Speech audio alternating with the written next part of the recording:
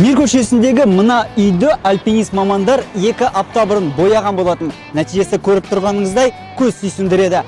Мұндай жұмыстардан өзге де қаланың үйлері шет қалған жоқ. Көрейік.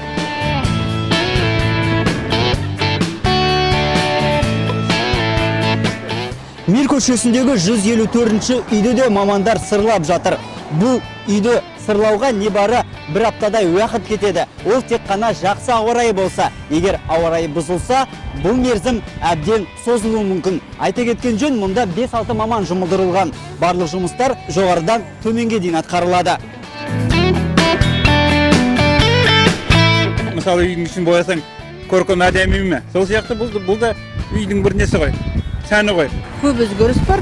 Қаламыздың көркейіп, мынандай ремонт жүргізіп жатқанына бәріміз де қуаныштымыз.